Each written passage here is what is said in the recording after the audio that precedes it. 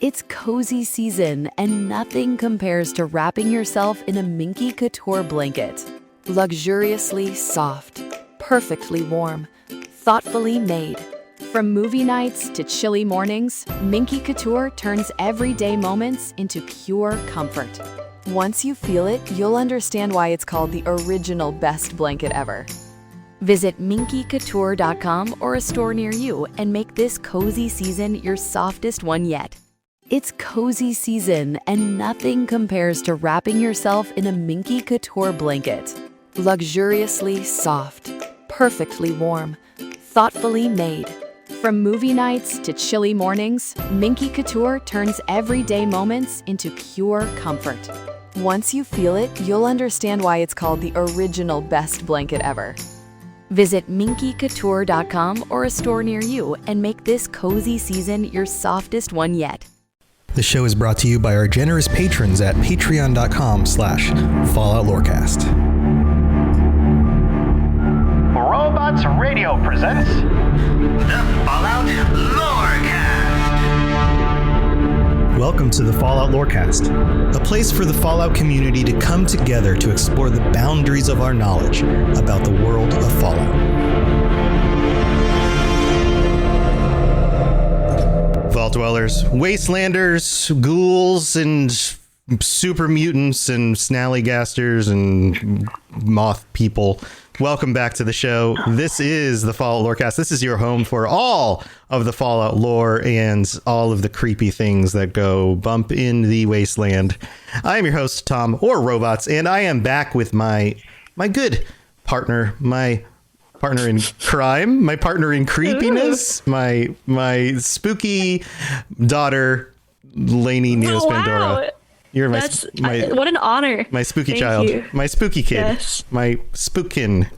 Spookin? Is that a thing? That's strange. That is strange. I feel like that needs to be like a series of products of like little itty bitty kid toys that are like really spooky.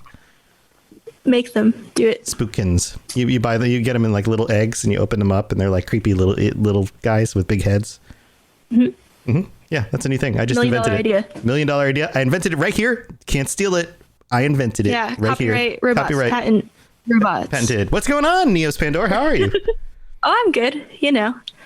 I know. The same. No. The same as always. Same as always. Welcome back. Welcome back. I'm excited about this episode because we have some patrons here with us to talk about the creepy things in the wasteland to cap this month. And we're going a little bit long because this episode is coming out after the end of Spooktober. But you know what? Spooptober, there's so much spoop in Tober that it goes on a little bit long because you just can't contain it. So why not? Why not let it extend a little bit? And with us this month, we have 3 of our patrons. And first, we're going to start with Stagger and Stumble, who is back. Stagger, I know you've been working a lot, buddy. I know you've been kicking butt in the job department, and it's time to relax and talk about the creepiness of Fallout. How are you doing, buddy? Welcome back to the show. I am doing great. Very excited to be back. It's been kind of lonely at work. Yeah. I kind of missed the conversation in the Discord, not having to talk about work stuff all the time. I know my girlfriend's sick of me talking about work stuff all the time. Yeah, I can believe that, but hey, you've got us to talk to tonight, and we're going to cover all the creepy things that, get under your skin and make it crawl around and, make your hair stand on end. So it's going to be fun. And then we also have Katamari Junkie joining us again. Katamari, good to see you. Welcome back. Thanks. Glad to be back. Another month. Another month. Also, speaking of creepy, you've got a creepy black cat there eyeing you from behind like it's going to eat you in the background. No, she's cute. That's Iris. Creepy black cat is going to eat you. That's what cats do. They try to eat you.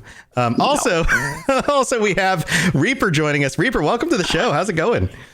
Good.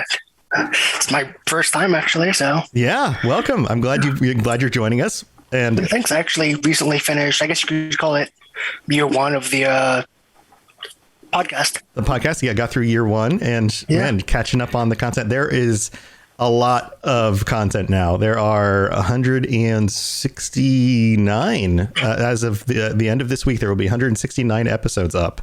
That is a lot. That's a lot of episodes, buddy. And you just made your way through the whole first year of content. Yeah, like 2 weeks, I think. Wow. Man, well, I'm glad you found us, and I'm glad you signed up for the Patreon and are able to join us on this episode. This is super fun. So Yeah.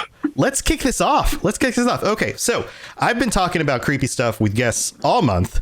This is your show, and what I want to hear from you guys are the things about Fallout, the things about the games that really get under your skin, the things that creep you out the most. And we were chatting on Discord about this a little bit. And Stagger, when I mentioned it in the Discord, you were saying that, hey, what are we going to talk about tonight? And I mentioned the creepy thing. And you said mole rats. And this has not come up yet this month. You said mole rats. And I've got some ideas about why that is, but why mole rats? In general, like the animals kind of freak me out. I also have mods on like all the Fallout games that I can, like 3-4 New Vegas, that like make the animals move faster and more like animal like and stuff. Oh, okay. And yeah, there's something about like, I don't know how to describe it. Just like the movement of animals, like very quick, jerky, like sprinting at you really fast. Erratic? Very unsettling. Yeah. The erratic movement of animals, the like kind of unsettling nature. You don't know what to expect kind of thing going on. Yeah, I was being somewhat tongue in cheek with the mole rat comment. Well, you know, they do kind of pop out of the ground, and once they start coming at you, they do that thing where they like pop out of the ground, and then if you don't kill them, they'll dig back into the ground, and then they'll kind of track you for a while, and then they'll pop out at the most inopportune times, and they do that sound where it's like where they come out. And I can imagine that being unsettling, especially when you aren't too familiar with the world yet. But That's the same kind of thing that you said was unsettling for you about the Mothman running into him. The Mothman going like poof, up into the air. Yeah, and he just disappears and then comes back. Yeah. Also, the rad scorpions do the same thing. I had when I jumped back into New Vegas for the first time in years, I started a new character and I restarted an old save. I just picked an old save from an old character, and I had no idea what was going on. I had no idea what build I was, no idea what gear I was, no idea how far into the game I was. And I restarted an old character. And sure enough, I was at some point in the map, didn't know what I was doing. And the first thing I ran into was a rad scorpion, and it just started following me around, and I didn't know what was going on. And I tried running away from it. The thing chased me halfway across the entire map. I couldn't get rid of it. And it was that thing where it would like burrow under the ground. I couldn't attack it, couldn't do anything. And so all of a sudden it would like right up next to me. And the character was not in a good situation. I didn't have much in the way of stim packs or any like really solid health or armor or anything. And so it just kept chasing me. And I finally climbed up on top of some buildings in order to try to get away from it. And it kept chasing me anyway. And I finally stopped noticing it, and I thought I got rid of it and then jumped off the building again. Sure enough, the thing was still tracking me, even though I wasn't on the ground, and it kept chasing me until it killed me. And so, yeah, rad scorpions, sons of bitches. That's my story. I'm sticking to it. I accidentally, there was that golden rad scorpion. I didn't know what it was, and I shot it. Didn't barely do any damage to it. Mm-hmm. I could not get away from him. Mm-hmm. I had to die for that one. Yeah. So the idea of, creatures in the world being scary, I can totally get that, especially as they become more and more mutated, infected. In Fallout 76, you have the scorched plague, and they start to look like the skin starts to look like bacon that's been a little bit, cooked too long. That gets kind of gross. So yeah, I get that. So Stagger, you said it was kind of a half of a joke. What else stands out to you as something that, like, when you first jumped into Fallout and you didn't have much of a background with the games, what was one of the first things that really kind of hit you as like unexpected, creepy, like, oh, I didn't think this game was going to go here. So like, as I played through the game, like, I was over and over like surprised by the actions of like others. So like, I guess how do I describe the depravity of my fellow man? Yeah. And the games became very unsettling, or like how normalized like things like violence and sexual violence and slavery and fucking all kinds of other like depraved, fucked up shit was. Yeah. yeah. Man being the worst monster of all. Like a good example of like in Fallout New Vegas, what is that guy's name? Barton Thorne. Like when he's like, hey, like my girlfriend's being attacked. Can you help me? Like with the geckos and stuff. And you like go up the cliff and you like kill the geckos and you find that little like cache of like treasure and stuff. And then he just shows up and he's like, hey, thanks for that. Like now I'm going to kill you. Just how like little things like that happen all the time and how normalized it is and how you can't trust anybody. And like you really get to see like the worst of humanity in Fallout. Mm-hmm. Mm-hmm. Yeah. So that hit you kind of sideways. That you were like, oh, this is dark. Yeah, I guess like I mentioned it before in the podcast. Like I've had issues with substance abuse. I've been incarcerated. I've been homeless.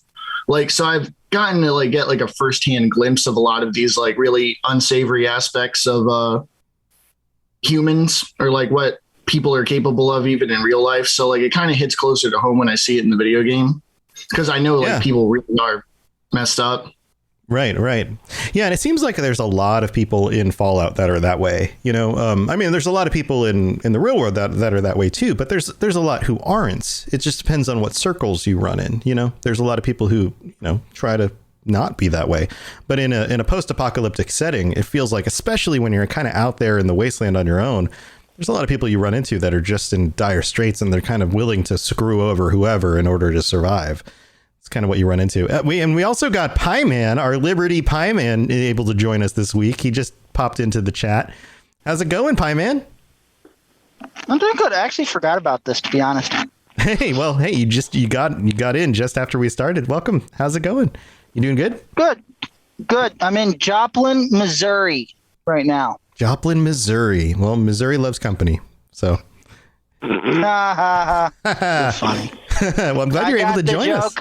You got the joke. We're talking about the things in Fallout that creep us out the most. And Stagger brought up the idea that, just the humans, the depravity of human nature is one of the things that really got under his skin when he first started playing Fallout. And also, and you put here in the chat, Cazadors. That's another thing that nobody brought up this last month during all the interviews.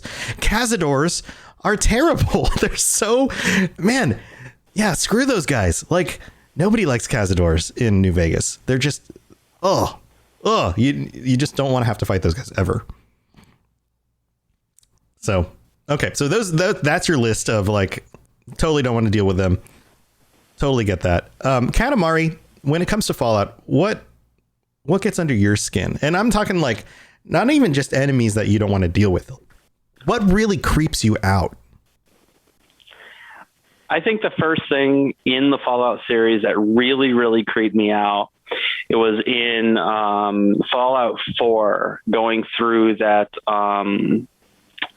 It's in Salem. There's that where there's a death claw trapped in the building. Mm-hmm. You're like walking through the building and then you hear like the creaks in the floors. You hear it thudding around in other rooms. It was terrifying to go through. Yes, a number of people this month on our chats have brought that up, and I think what's particularly terrifying about that kind of situation is the impending doom of it. You know, that feeling of like, I know what that sounds like. I'm pretty sure what that is. I'm pretty sure that I'm stuck in here with it. It's figuring out that it was a death claw and knowing that I was in this tiny building with like no real hiding spots or places to get around. And I'm about to be cornered with this beast. Right. And I was terrified. Right. It's the figuring out the direness of the situation and then your imagination playing with it at the same time. Like, human beings are pretty good at piecing things together, and then our imaginations play through this scenario of like, okay, how is this gonna go?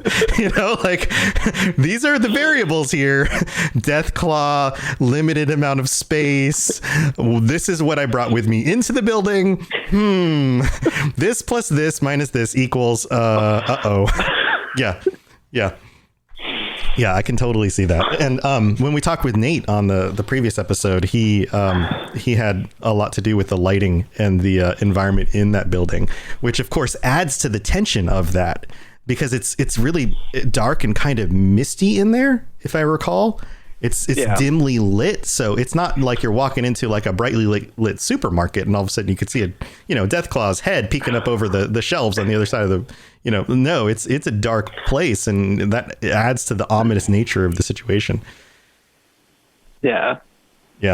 So that's definitely a oh crap moment for sure. Is there anything else that really stands out to you? I think that was the only thing that really stuck in my mind, except for the first time I met a super mutant in Fallout 3, after completely burning the first town and not knowing what I was doing and not knowing what kind of enemies were in Fallout. Yeah. And I ran to a super mutant with like 5 rounds of ammo, and I'm like, oh. Oops. Excuse me, sir. These 5 rounds will probably just tickle you, won't they? Yeah. I think that's part of the wonderful quality of the game is not always knowing the full extent of what you're going to run into and what's really out there, especially the first time you play it. That first experience of like, okay, what even is a super mutant? Or do you guys remember in Fallout 3 when the first time you run into a behemoth? Do you remember this? Yeah, Pieman's nodding. Some of you guys are nodding. Yes. Pieman, go ahead. Do you remember this? You get through the metro and you come out the other side. You're trying to get to the radio station and Three Dog. It took me forever. Yeah. It took me forever because while playing Fallout before I found mods in Fallout 4, I would have the toughest time finding ammo because I would always have ammo, just wouldn't be for the right gun. I would always go at this behemoth with like nothing but a hunting knife. Oh, geez, yeah, that's like nothing. Yeah. So you're going through the metro. You're trying to get to Three Dog and the radio station, and you come out of the metro there in the middle of DC, and that's where the behemoth was.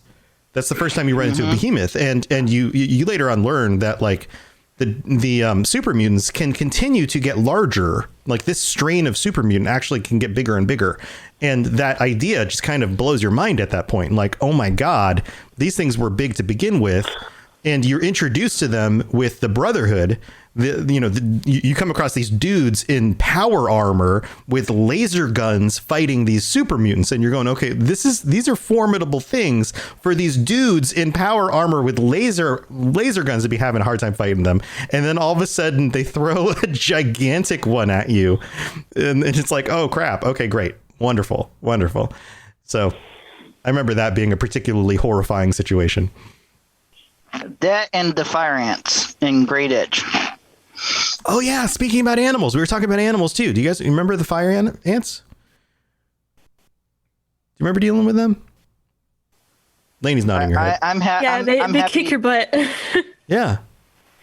I'm happy Bethesda didn't bring them back. I absolutely hated them so much. Yeah. Because when it'd be like you would attack one, and then like 6 more would be around the corner, just ready. It always seemed like that. So I always whenever I played Fallout 3, I'd always steer clear of Grey Ditch at all costs. Mm-hmm. Yeah, some people have that fear of spiders, but I feel like very large ants probably have a very similar quality. They're not exactly spiders, but they're kind of spider-like in the fact that they've got the long legs and the mandibles. Running into a giant spider is probably similar in some ways to running into a big ant. They're kind of similar, at least I would think. I don't have a big fear of spiders, but big insects, not particularly great to run into. I think that's up on my list as well. Katamari, do you have any other? Nothing else really stands out? Super mutants. No, those are the 2 things that really terrified me when I played. Yeah. Man, good stuff. Let's see. Let's move on to Reaper. When it comes to Fallout, what what really stands out to you about uncomfortable, scary, getting under your skin situations? I would say, so I mostly played Vegas in 4. Okay. So I would say the Sierra Madre, the first and only time I went in there, because of the cloud. The first and only time I went in there was the last time. I just said, no, sorry. Because that was a lowish level, if I can remember correctly. Okay, so you entered it relatively early then. Yes, because I had all the DLCs. I'm like, oh, what's this quest? Right. Never mind, kind of deal. Yeah, I think you have to be at least, level 15, if I recall, to get in there. Is it level 15, Pieman, or you're nodding your head? It's close to it. What was that, Yeah, Stagger? it's recommended. Recommended, level 15 to get in there. Yeah, some of them have, level, there's, a limit before you can go in, or it's, a recommended level. But, yeah. Okay, so New Vegas, talking about New Vegas I find to be darker than Fallout 3 and Fallout 4, because the team that designed New Vegas had a lot of the same, some of the same members that were part of the original development team for 1 and 2. And that original team, Stagger was saying, dealt with some of the topics that I think Bethesda just hasn't really touched anymore. Some of the things they bring up in New Vegas are topics that they don't bring up in the mainline Bethesda titles. They stay away from certain topics that come up in New Vegas. Did you feel that way, Reaper? Going from New Vegas to 4, that some of the topic areas in New Vegas just for example, you go to the Strip. Right. And you've got the casinos on the Strip. On the casinos on the Strip, you have prostitution, you have eating humans, you have and eating humans does come up in other Bethesda stuff. But slavery, some of these darker topics and the way they cover them there's just this sense that the Bethesda team plays things off a little bit lighter and a little bit more jokey. And the team for New Vegas and 1 and 2 play things off as just a lot more grim, and the tone was just darker. Yeah. Because or most some of the people in Obsidian also from the creators of 1 and 2. Right. Yes. Yeah. So that probably influenced it a whole lot. Yeah. And there's even just some of the characters that you come across just have this this grimness to them. They're just darker characters. They tend to be a little bit more, I don't know, there's more desperation. There's more struggle in their pasts. There's more murder and Stagger was talking about personal abuse and rape and these kinds of really dark things in their pasts. And you don't get as much of that. There's still some of that, but it just doesn't get as much that way. I don't know. That's what I think of when I think of New Vegas, and that being your that was your first foray. Did you start with New Vegas and then get to? Yeah, 4? I started New Vegas, then 4. Yeah. Then I very, very briefly played 3, but I put it down. Mm-hmm. I mostly mod 4 now. Mess with mods in it in 4. Cool. So when you play 4, is there anything in 4 that stands out as particularly creepy? No, not really. Because you said, I feel Bethesda kind of lightens up some of the topics that was in New Vegas. Yeah. So. Yeah. There are some really creepy mods for 4 that I've been waiting to try out. I need to make a point to do it. I just haven't done it yet. Yeah, because I think you said did a mod showcase where it was all foggy, Silent Hill-esque, I think. Yes. Jessica Starr mentioned that one when she was on the show, and I actually followed up with her about that, and I've meant to download it, install it. I just haven't taken the time to do it. What was it called? I'll have to look it up. I'll post it again on the Discord if I can find it again. But yeah, that looks really interesting. Taking the environment and making it look really dark, like Silent Hill, and creating a really limited view distance, and making it very creepy. And I think it also adds in other creatures and other monsters and things that don't exist in Fallout.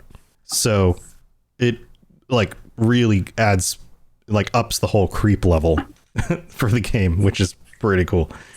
So yeah. So anything else in Fallout that, like, in general, that also stands out to you as, like, anything like when you first started playing, is there anything else that really just got under your skin? The centaurs, I think. Yeah, the centaurs. Oh yeah. In New Vegas.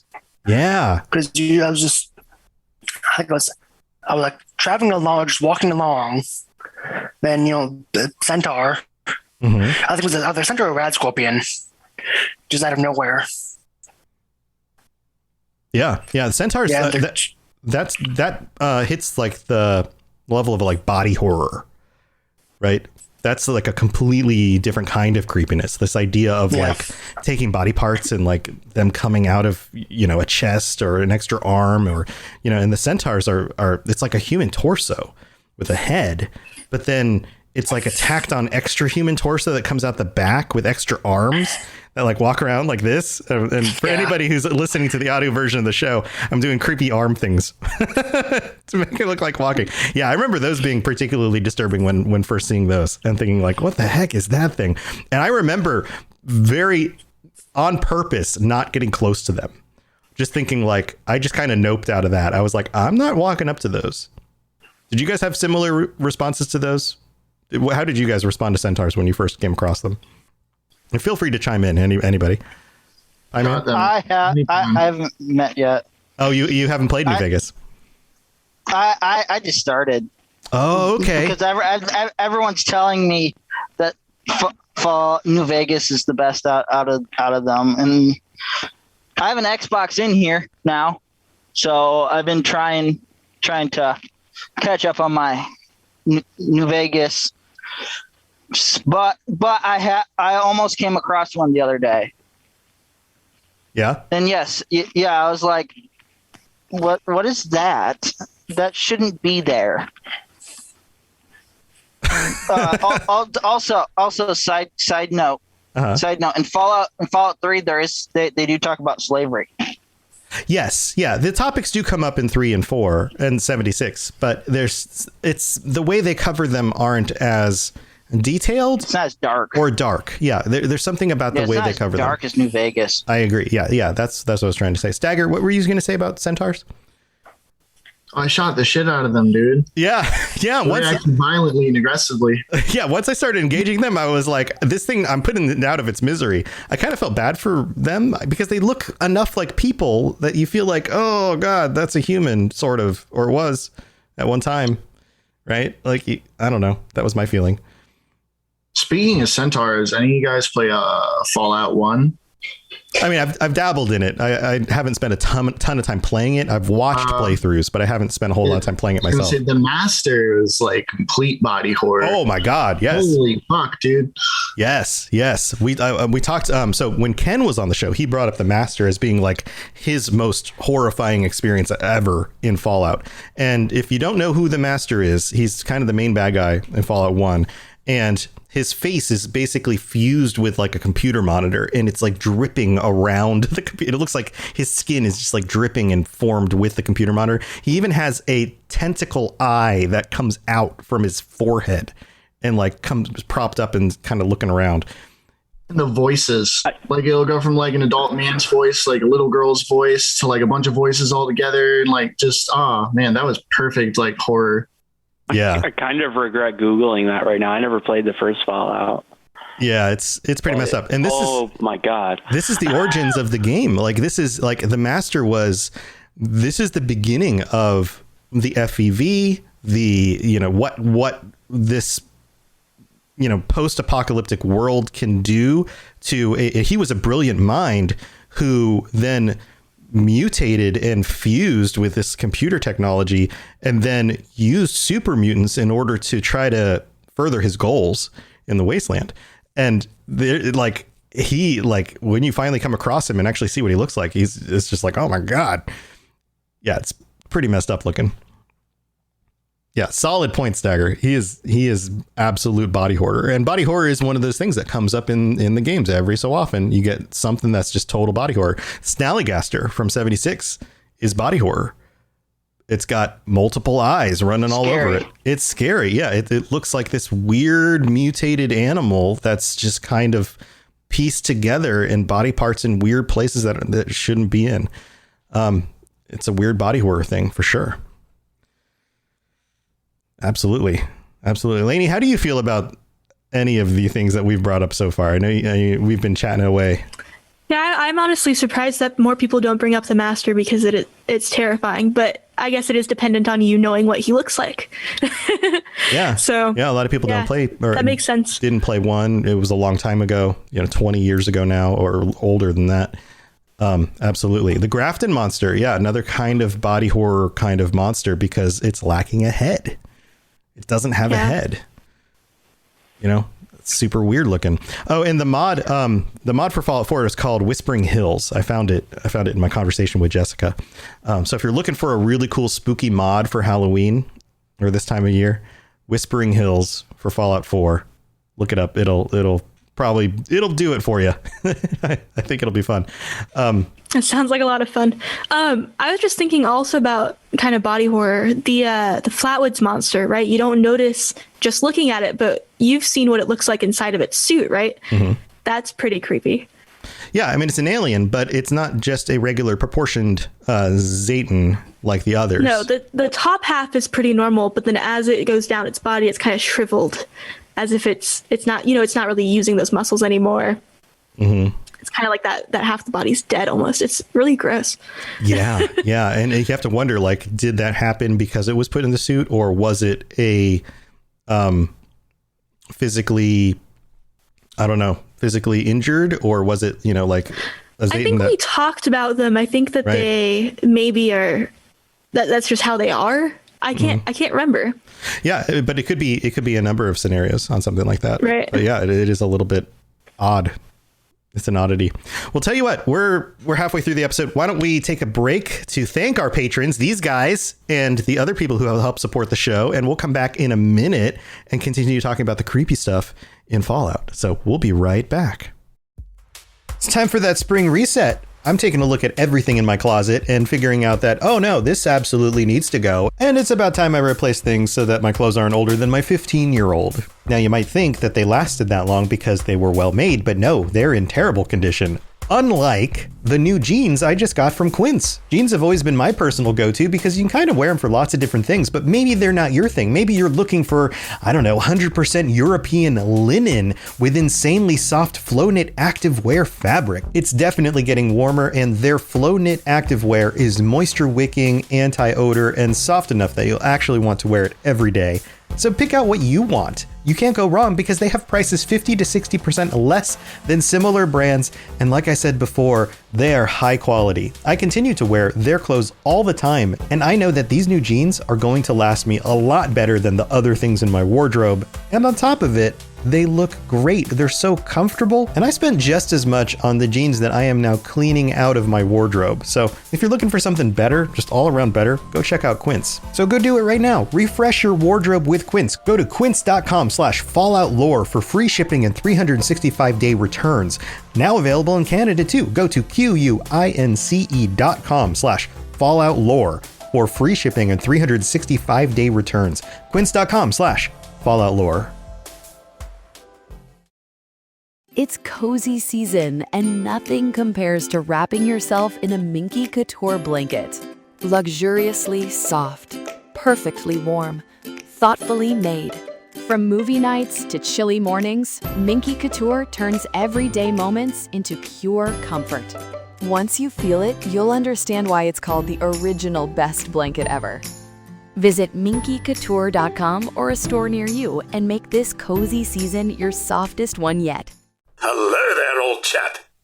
Good to see another of General Atomic's finest, still eager to serve.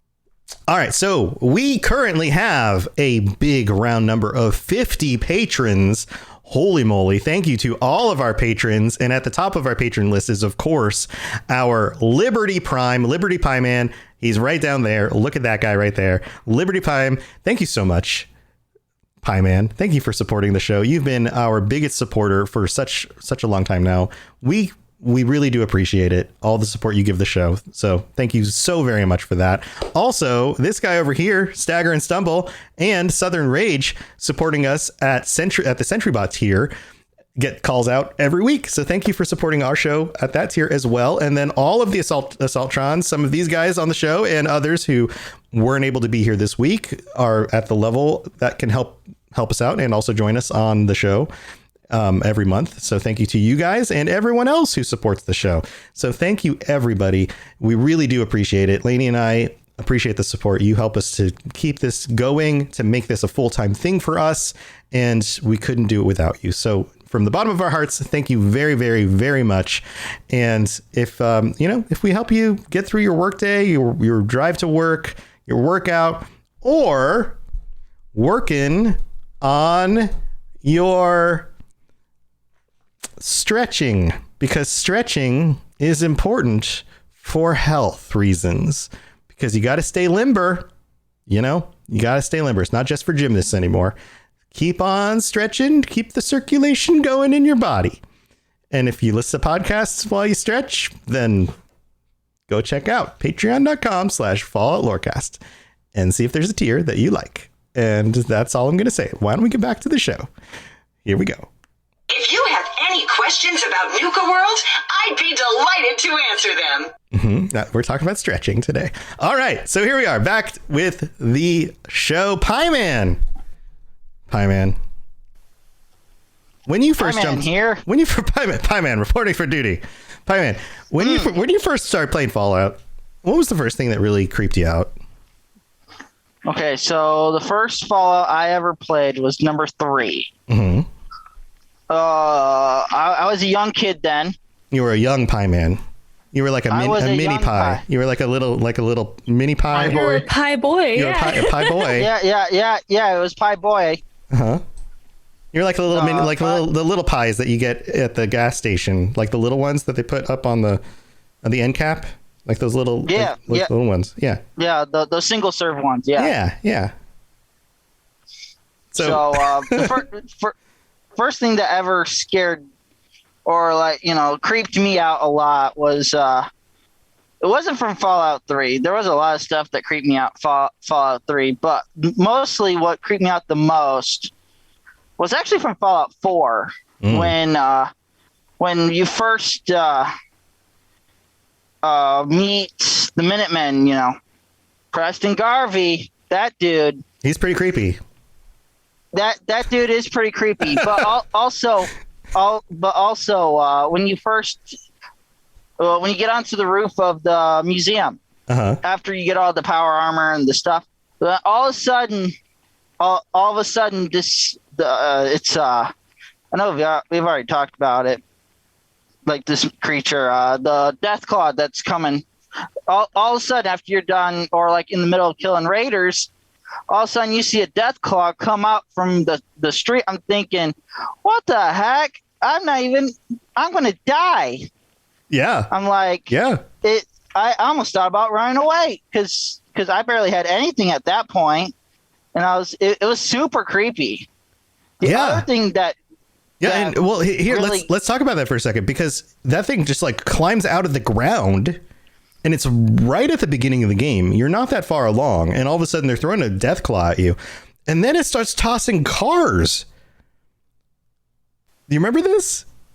It starts throwing cars at you. You guys can feel free to chime in too, because there's not too many of us on the chat right now. But if you guys want to chime in with any specific memories, I remember this thing like throwing cars at me and just barely dodging into buildings to avoid cars being thrown on top of me. And that being like particularly stressful. Like, oh my God, this is what this fight is going to be right now. This is what's happening. Cool. Okay. Thanks, game. Speaking of Deathclaws, the first Fallout game I played was New Vegas, and I was wandering around, not doing the quests and just like exploring the map. And I went to Prim Pass, where that blind Deathclaw is.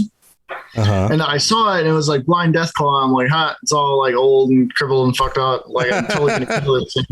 And like I shot it and it did like nothing at all. And I was like, beans. Beans. You're like, I got you, blind Deathclaw. And then you're like, pink. Like your billet just kind of bounces off of him. And you're like, oh crap. I had a varmint rifle. Yeah, my varmint rifle is meant for shooting varmints, not Deathclaws. I guess I'll just tickle this thing to death. And you probably only had like 20 rounds at that point anyway. And so you probably didn't even have enough bullets to kill it. Yeah. Oh man. Yeah. So Pyman, back to your experiences. So the Deathclaw at the beginning of 4. Yeah. Mm-hmm. I remember that. Yeah.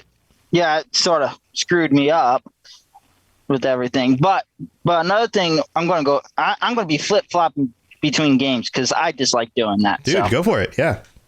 So from Fallout 3, when I was just a wee old pie boy, you know when the raiders, when you're near a raider camp and all of a sudden you start seeing heads on pikes. Yeah.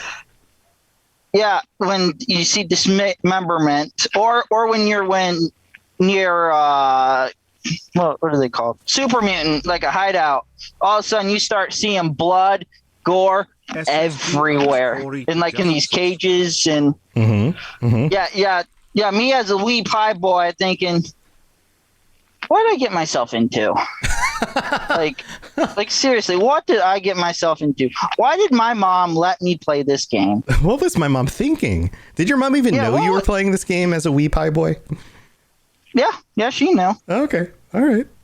And she was there when I bought it. Did she read the box? Like, M for mature, rated M for extreme violence, language. My mom is very progressive. Gore.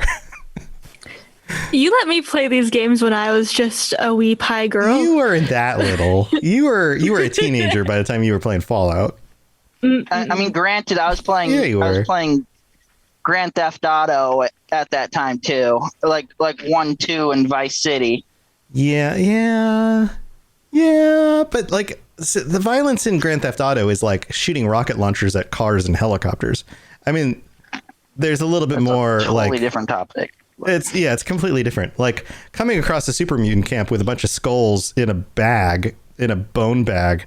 And we were talking to Nate Perkypile in the last episode, and he's like, he was really proud of designing the lighting fixture in 3 that was effectively a corpse packed inside of a corpse packed inside of a corpse with a light in it. Mm-hmm. Like that's on a completely different level than anything you come across in Grand Theft Auto. Mm-hmm. So I'm going to stick with number 3 at the moment. It's basically the whole DLC of the pit right there. Me as a wee pie boy thinking, they really did that? Humans are really that do that? Really that gross and mean and terrible? Yeah, like I mean, I got over it eventually, but it was like when there's a lot of things because way down the line in one of these other Patron episodes, I don't know if I said it on stream or not, but I'm high functioning autistic. Mm-hmm. Yeah, you mentioned that before. Everything like that goes to my imagination, and it's like, could this actually be real? Could this actually happen? Oh my gosh, what did I get myself into? Oh my gosh, people can be that mean. Oh my gosh. It's like that. But eventually, when I got older, grew into my pie man self, it was a lot better. It got better. It didn't creep me out because I'd been playing a lot. I'd beaten the game like 3 times already at that point. Mm-hmm. Yeah, so, you realize that you didn't have to worry about, corpse bags being around the next corner in your neighborhood somewhere. Yeah. Yeah. Also, when you go into the first Super Duper Mart in Fallout 3, that was my first time dealing with actual raiders and like everything like that, and it was like really people would do that. And it really creeped me out, but it was fascinating at the same time, and how Bethesda did like this fight or flight scenario, but they blew the flight aspect out. They basically burned it to death, really. Well, these raiders. Yeah. Putting you in a situation where you, like, in some cases, people couldn't run away. They were stuck in the situation. Mm-hmm. So what did they do? They went crazy. Yeah, that kind of thing. Yeah, exactly. Yeah. Then this goes back to what Stagger was talking about at the beginning. This idea of the depravity of humans, the potential, like the creepiness of it, and the horror of what people could potentially do in situations like this when they are, stressed out, in dire need of survival, willing to do anything to survive, and the terrible things that they would do to each other. And how that, it's the depravity of man. It's what's the book with the children that are on the island together? Lord of the Flies, right? Mm-hmm. These themes in literature come around and around and around. This idea of like the terrible things that humans are capable of doing to each other because we're intelligent and we're diabolical, and we're animals. We're going to do what we can to survive. And if it comes at the detriment of other people around us, so be it. Many of us will do it no matter what. Some of us won't. Some of us will stand for the greater good. Some of us will stand for morality. Some of us will stand together against those things, but a lot of people won't. And it creates interesting stories, but it also creates really terrible moments and really creepy situations. So, and I think that's... I got one more. Oh, go ahead. One more. Go for it. This actually happened this morning while I was waiting at a Walmart distribution center in Oklahoma. Uh-huh. Great place. So I was playing Fallout 4 on my Xbox back here, and I came across in a bus. On a bus, there was a skeleton. I didn't think anything of it at the time until I saw it wasn't an adult skeleton. It was like a child-sized skeleton. And then there on the seat there was a teddy bear.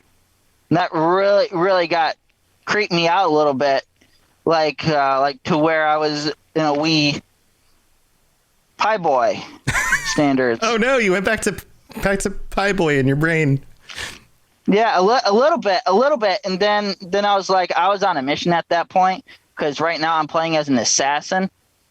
My playthrough as an assassin, so I can't be like, but yeah, me personally, that creeped me out so much this morning. It was like it was ridiculous.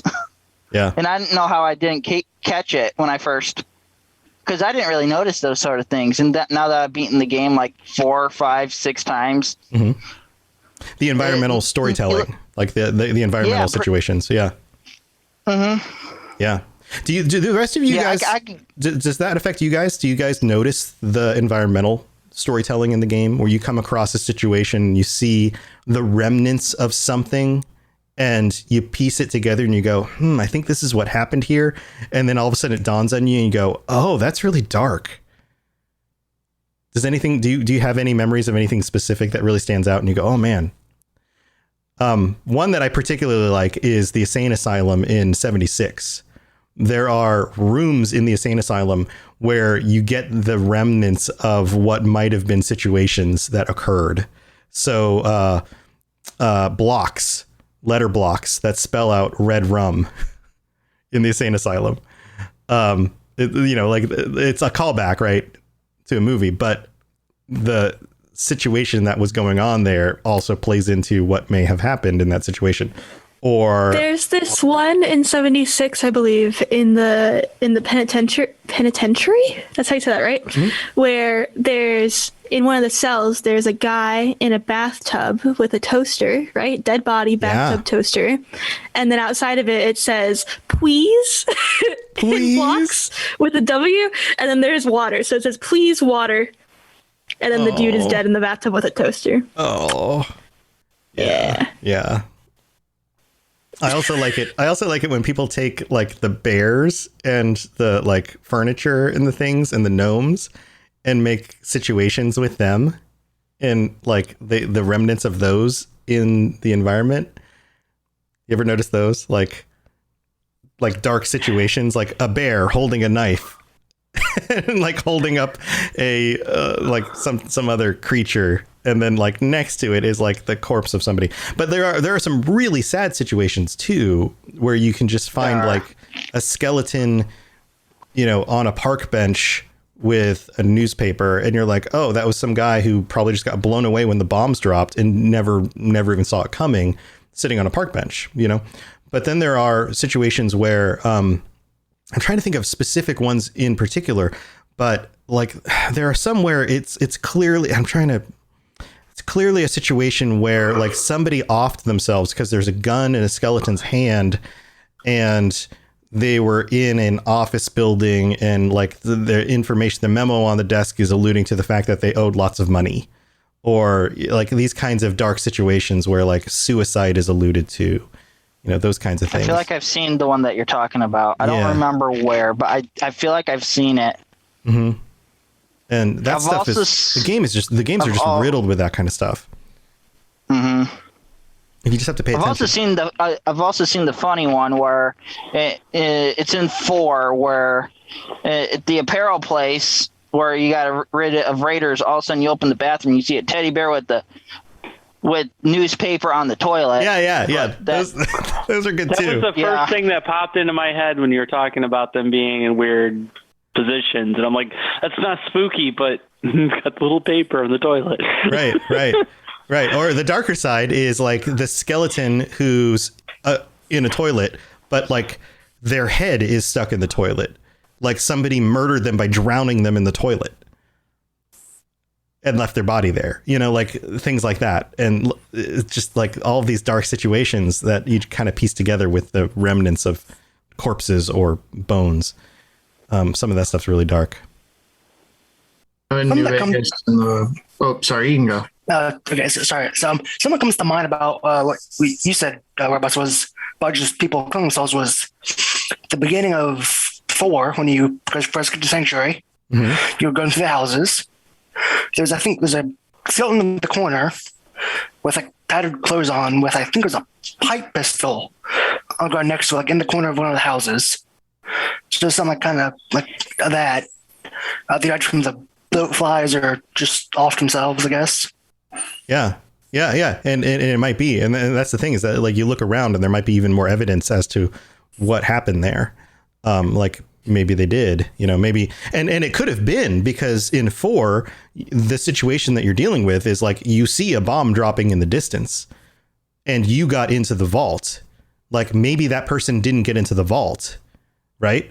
And so they like ran back to their house, grabbed their gun, saw the explosion in the distance and thought, oh, crap. And then just shot themselves because they didn't want the bomb to take them out. You know, like maybe that was it. Or if it was a pipe pistol, maybe that happened after the bombs dropped, because maybe they were somebody who was trying to survive after the bombs dropped and they couldn't, and they were hungry and starving. And so they decided to just off themselves rather than die from starvation.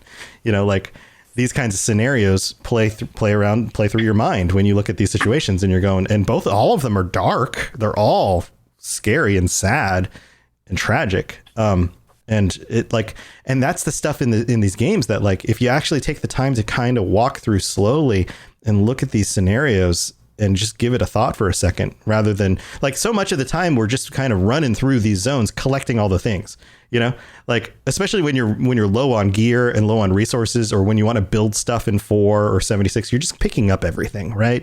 You're just filling your pockets. But if you slow down a little bit and just look at the environment of each room, there's almost always something there. And so much of the time, it's just really dark and sad or funny.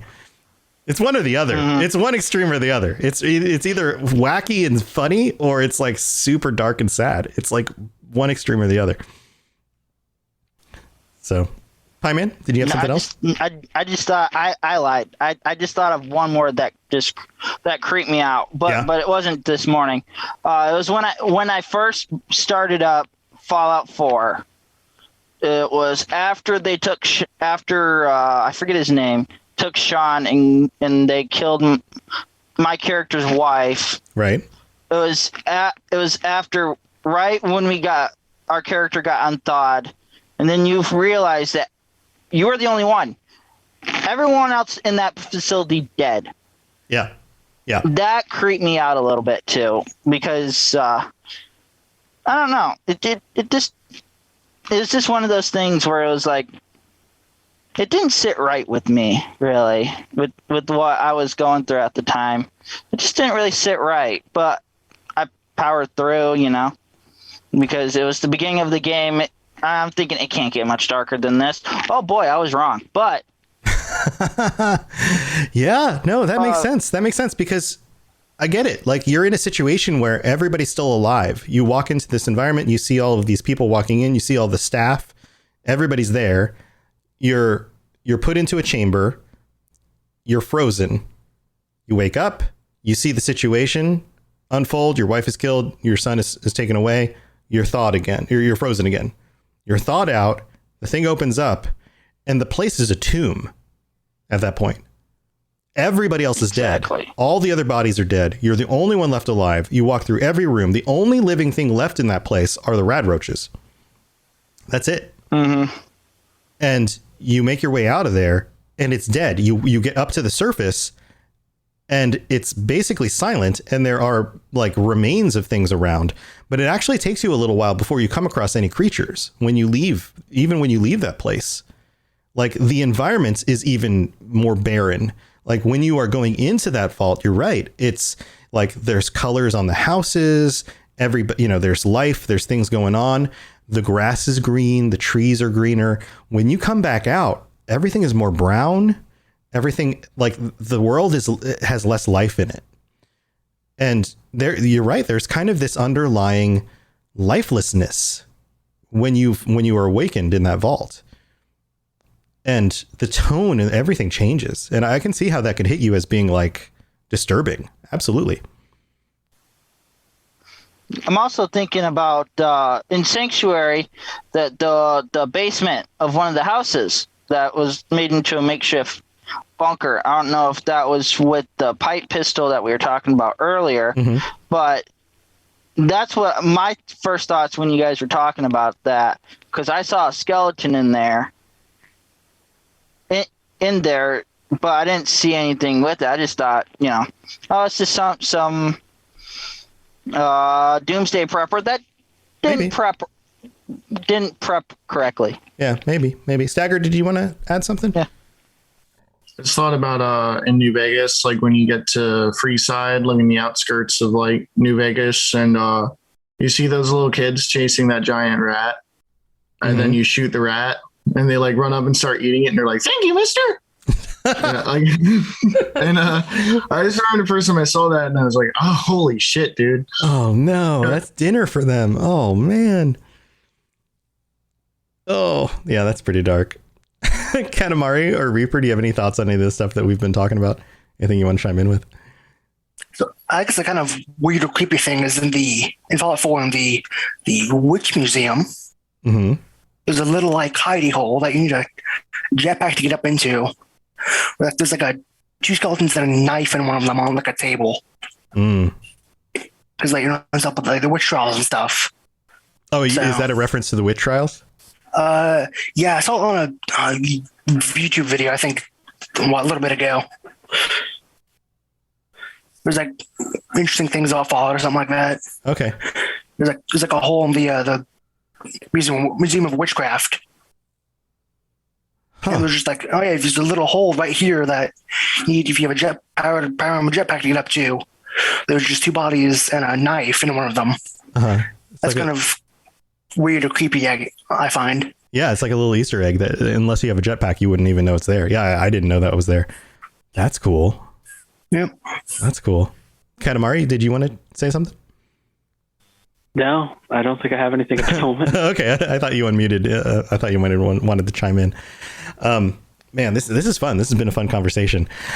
So here, let's go around and, just kind of to wrap this up. Is there one thing in Fallout you find the absolute creepiest. And the way I want to frame this is, if I was to teleport you into the world of Fallout, what situation would you absolutely, like the last situation you would want to be in at all? And this isn't like life or death situation. Like, obviously you wouldn't want to be like in a situation where there's a death claw, like with its mouth open and it's like your head is in its mouth. Like, obviously you don't want to be in that situation. I'm talking like, what creepy, let's say environment, what creepy environment would you least want to find yourself in if you were to close your eyes right now, and then all of a sudden I just snapped my fingers and like, be-do-do, you just kind of poof. And now you're in a situation and you have the exact same things on your body that are currently on your body. And boom, you're now in a new situation. And this isn't a life or death situation. This is a creepy situation. You aren't necessarily in mortal danger, but you might be. You don't know. What environment would you least want to be in when you open your eyes? Stagger? The Gourmand's Kitchen. Oh man, that's a good one. That's, you wake up and you look around and you realize you're in the Gourmand's Kitchen. And you're not a chef. Or are you a chef? Both of those are not great.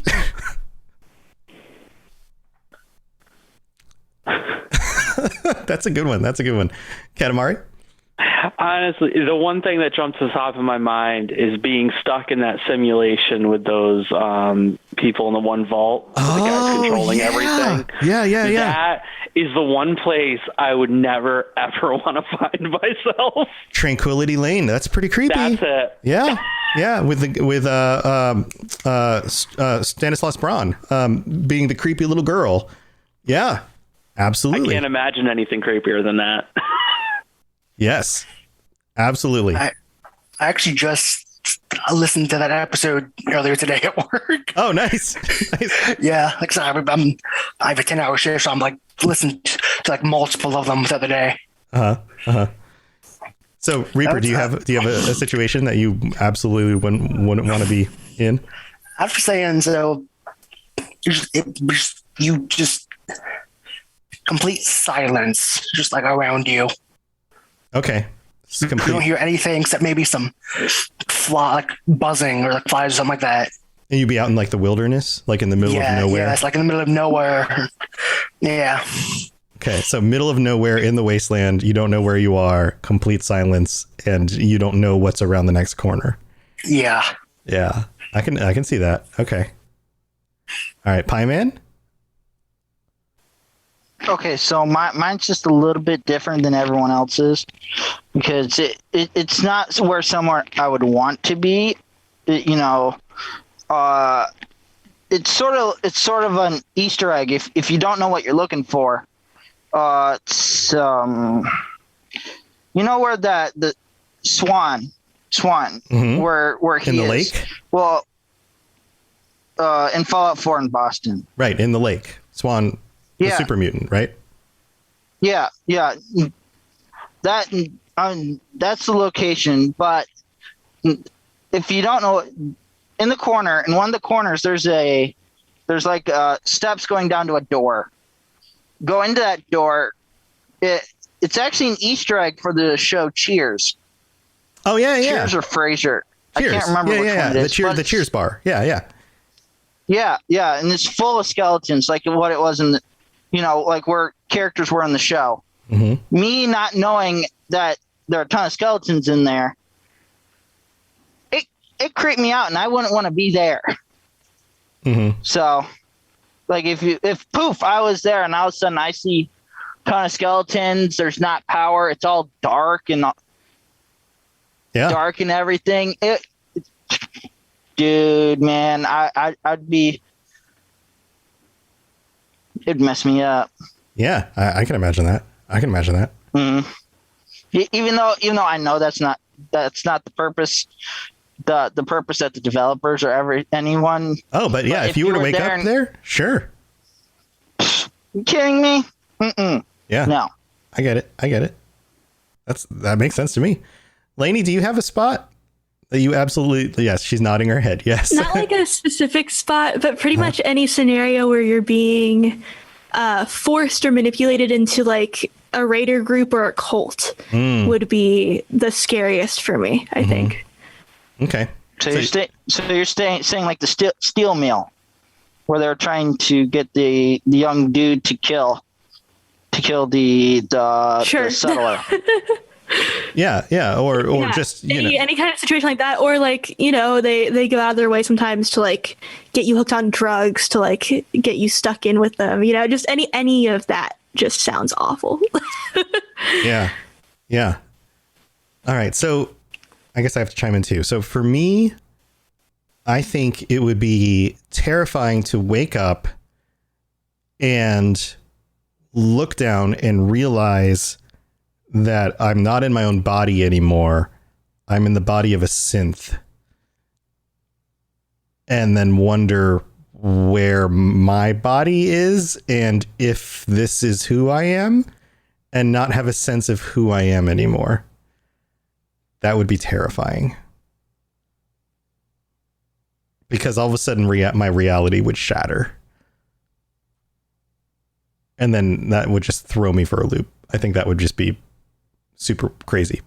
So, yeah. Yeah, what if you were dropped in and you were already like ghoulified, or like something like that would be very scary too. Or you were a super mutant. So I'm thinking like a situation where like you look down, like you look in the mirror and you're a synth, kind of the way that the detective what's his face? Valentine. Nick Valentine. Yeah, like Nick Valentine is clearly a synth. You look in the mirror, you can tell he's a synth. Like that kind of situation. You look in the mirror and basically you look like Nick Valentine. And I look in the mirror and I go, oh, I'm like Nick Valentine now. Who am I really? Have I always been a synth? No, because I wasn't in Fallout. Like, what do I do now? Like, how does this work? Yeah, that would be frightening. Also, now I'm in a world where people hate synths. What do I do?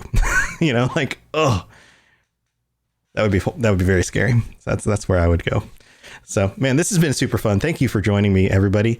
And why don't we go back through and feel free to share anything that you guys are working on, anything you want to share that you're doing, give a call out to, and how people can reach you. And it can be as simple as, hey, give me a shout out on the Discord, or here's my social media, I'm on Twitter or whatever.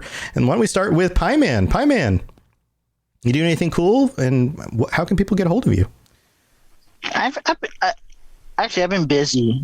I've been very busy with work and the other things, like the podcast I've been working on, trying to create. But I'm actually creating, coming soon, a media company, like a small time little media company out of my parents' basement. Okay. So yeah. More to come. Launch trailer with that, or more to come. Yeah, a lot more to come with that, starting in 2022. Okay. Cool. Well, if you have something to share, I have like this big timeline. Oh, nice. Nice. So yeah. Also, how you can reach me. I'm usually not on Discord as much as I used to be, but I'll occasionally pop in whenever I'm not busy with my company, my new company, working. As you can see, I'm in my truck still. Yep. What's the new company called? Just so people will be able to recognize it as you've got more to reveal. It'll be called Floyd Entertainment. Floyd Entertainment. Well, cool, man. Mm-hmm. Well, Floyd Entertainment. I chose that name because of it's actually in memory of my mom's parents, who recently passed away within a year of each other. Oh wow, well, that's unfortunate. My mom's last maiden name is Floyd, so I thought and it also rolls off the tongue better, but mostly because of that because like literally within 6 months to a year between each other, they were both gone. My grandpa died of cancer, and my grandma on my mom's side died of a rare ovarian cancer. Mm-hmm. Not far after he left. So I'm sorry to hear that, buddy. I named the company after their last name. Okay. Well, hey, you know what? When you've got more to share, please share it on the Discord. There's the promote your stuff section on the Discord, and I'm sure you'll pop in here for some future episodes, and you can share more as you've got more stuff to launch. And good luck with that. I'm sorry for the news from your family, and I hope they're doing okay. But that's awesome. Congratulations on it's always fun to launch a new company and get something new started. So good luck with that. That's really cool. Yeah, I have a logo finalized. It was actually the one that I showed you guys. Yeah, I remember seeing it. I remember seeing it on Discord. Yep. So cool stuff. I finalized that last week. Awesome. Well, good luck with all of that. Let's move on to Reaper. Reaper, you doing anything cool you want to share, and how can we get a hold of you? I'm not doing anything cool, but you can get a hold of me on my Discord. My name there is SG Reaper. So if you need someone to play with, I'm on there. Awesome. Well, thanks for joining us, and I'm glad you got a chance to jump in for your first time. All right, let's move on to Katamari Junkie. You got anything cool going on, and how can we get a hold of you? Well, I don't think I have anything exciting to share. That's okay. But I'm Scariest Junkie. You can find me in the Discord under that name, and I definitely respond if I'm tagged. Awesome. All right, well, we'll see you on the Discord, and then we've got Stagger and Stumble. What you got? I made 160 chicken cordon bleus the other day. That's 160 more chicken cordon bleus than I've ever made. So congratulations. Yeah, it's somewhat labor intensive. But anyways, I don't really have anything cool going on. I'm at work all the time. After this week, my work week should be a little more manageable. So I will be on the Discord, and my name on there is Stagger_N_Stumble or N_Stumble. Sorry. If anybody wants to hit me up. Awesome. Well, I'm glad work is starting to chill out for you, and we'll get to see you around the Discord a little bit more. That'll be nice. It'll be nice to have you around. So very cool. And then we've got Neos Pandora. Lainey, you got anything cool going on, or ways people can get a hold of you? Neos Pandora everywhere. Also on the Discord. Also everywhere else. Come say hi. Very cool. And then you guys know how to get a hold of me. I've got all my podcasts and shows. We've got the Robots Radio Network, robotsradio.net for all the shows. We've got some new shows joining the Rocket Club. So lots of fun stuff going on there. Look in the Discord in the Rocket Club section for all the new shows. There's always new stuff popping up. So if you're looking for some new podcasts, go look in there. We've got some really fun new creators creating some awesome new shows with some really cool new ideas. So please go check that out. Also, if you are looking for something to do in the mornings during the week, I have been streaming for over the last month now, every weekday morning, unless there's something that comes up. And it's rare, but I try to do this every single weekday morning, streaming in the mornings from about 8:30 till noon Eastern time. And I've been playing games with the community. People have been hanging out, having an awesome time. It's really been helping me out personally because it gives me people to chat with and helping improve my mood, making my life better because I have friends, which is huge because I spend a lot of time by myself. So come hang out with me, twitch.tv/robotsradio. I would love to see you guys in the stream. And we've got a goal. If we can hit 25 concurrent viewers for a week straight, then I will be giving away a game of whoever wins choice. So with all these new games coming out in the fall and a bunch of awesome games out there, then come hang out. I'd love to give away a game to somebody who's really been wanting to get a hold of something and just can't quite afford it right now, as kind of a thank you to the community.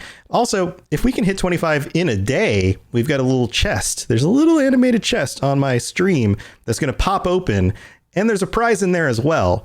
And you guys don't know what the prize is until we get that open. And all it takes is 25 people at the same time showing up in stream. I don't know if you want to coordinate this. It wouldn't be that hard with the size of this audience for somebody just be like, hey guys, let's all pop in the stream at the same time and pop open that chest.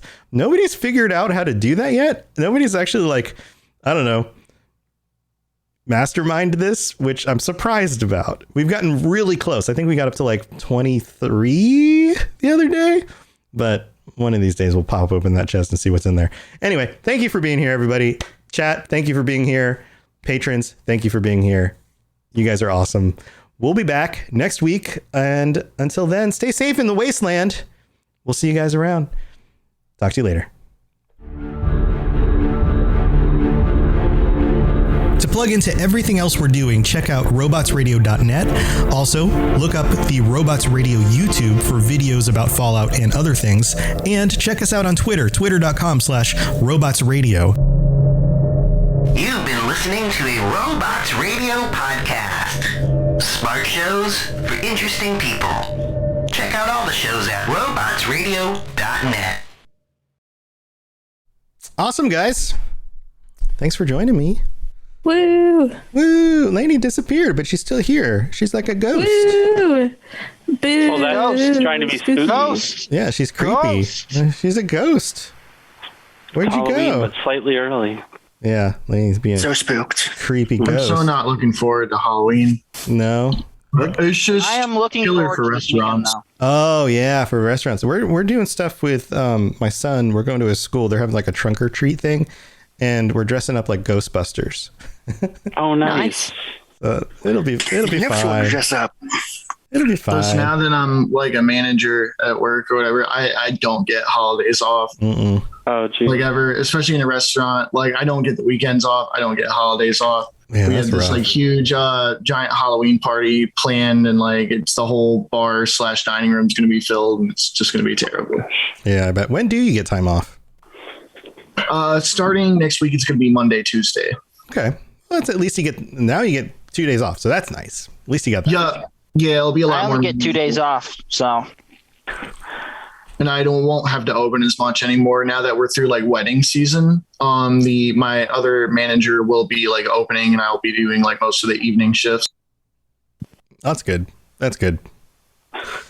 I'm getting Yeah, a random spooky tattoo this Friday, and I don't know what it's going to be until I roll the dice. What? You don't? It could be anything. what?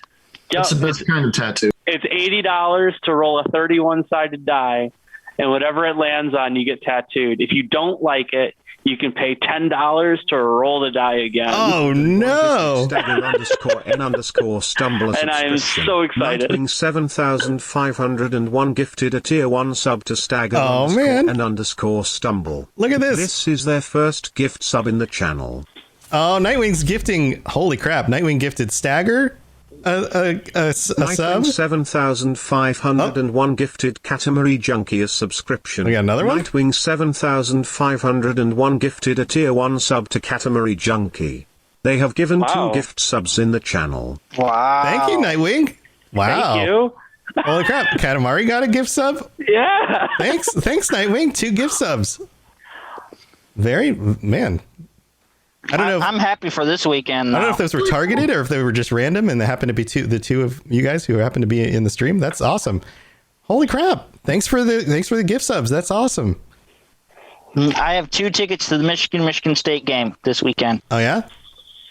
Mm-hmm. Is this supposed to be good? I don't keep up with sports. They don't. They're not a pretty penny. All right. They were expensive. All right. Well, I hope it's a good game. The Michigan games also fucked me over at work. Yeah. Yeah. Lots of people. Yeah, like the bar fills up, and then we have to make a bunch of like appetizers and stuff. And then we came up with this like game day trio like appetizer special that like ostensibly doesn't look very hard to make, but like it's 3 different dips and like tortilla chips and like pretzels and pita chips, which we all like make from scratch in the fryers and stuff. So it's actually pretty fucking annoying. Yeah, it sounds annoying. Also, you're making me really hungry. It sounds delicious. I just ate, so. Oh man, that sounds good. I think I've got chips. Maybe I think we might have some. Oh, we might have You some got some salsa. nacho cheese? I think we have some salsa. Oh, maybe we got some cheese I can melt. You should make some of those able to Mass make Effect something. recipes. Oh well, I don't know if I have. I don't keep the kitchen stocked with too much because I'm not much of a chef. But I might have some leftover stuff that I can like put together into something. I don't know. I might have to get creative here. Figure it out.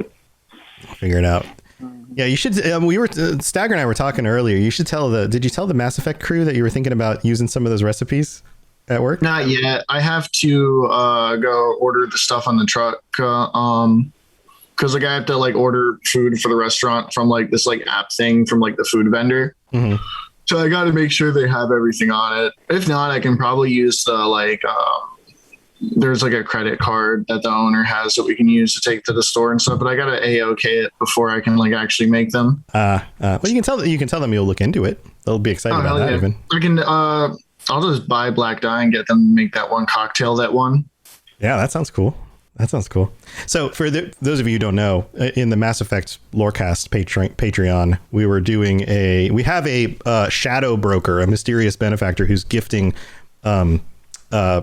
guest slots onto the Patreon episode.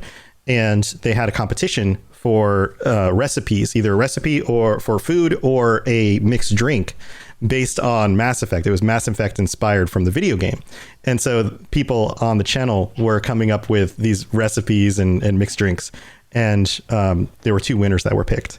And Stagger had the idea, since he runs a restaurant now, of using kitchen. I run the kitchen, not the restaurant. Well, the kitchen. I mean, basically, you've basically run the restaurant now. Let's be honest here. But you were like, hey, maybe I should just use some of these at the restaurant. That would be cool. So they would, once he posts that in there, they're going to go nuts. They're going to be like, oh my God, that's awesome.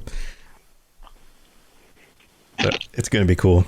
Well, guys, this has been super fun. Without the kitchen, it's not a restaurant. I mean, it's basically the rest. You basically run the restaurant. Let's be honest. Yeah, it's like a hotel/bar. Like the front part, it's like a full bar with like seating and then like a bar rail, and then there's like also a dining section with like an actual dining room that's like cut off from the bar. They're trying to do a whole fucking lot there. Yeah. That's awesome, dude. All right. Well, I'm going to go. We've been watching Squid Game. I've been catching up on it. I'm a little mixed. Everyone seems really so good. I loved it. I'm a little mixed though. There's parts of it that I'm just like, it's kind of written like an anime at times. I haven't watched it. There's moments. Okay. So I don't want no spoilers. I just watched the episode with the marbles. That's not a spoiler. There's marbles in an episode, right? And yeah. I love the premise. I love the situations and how some of the situations play out. The head games that are played, all of that stuff. The concept as a whole is great. Some of the characters are really cool. But the way that they play out the characters and the dialogue and things plays out like an anime. So like, okay, so if you were playing a game where you had 10 marbles in a bag, right? And you're playing the game with the marbles, you would keep a mental count in your head of how many marbles you have left. You would never get to a moment where you would go, oh, last one. Like you would never do that. Like it's, you know what I'm saying? Like those kinds of moments are very anime for dramatic effect. And it's like, nobody would do that. Everyone would keep a mental count of how many marbles they have. Like those kind of moments just make me cringe. I'm just like, come on. No. Well, sometimes it's just hard to show what they're thinking. I know. In the concept of so you have to like actually show it in a way that makes. But in Western media, in modern Western media over the last 10 years, we've never had that issue. We don't have that issue anymore. It's written like Western media was written 30 years ago, or animes are still written today. You know what I'm saying? Like we've gotten better at showing that without having to show it. Yeah. You know what I'm saying? Like in today's media, you would have had the person drop the last marble in their hand and then pan up to their eyes and see them go. Like you would have just seen the earnestness in their eyes and realized that they're thinking, oh crap, I'm down to my last marble. Right? That would have been enough.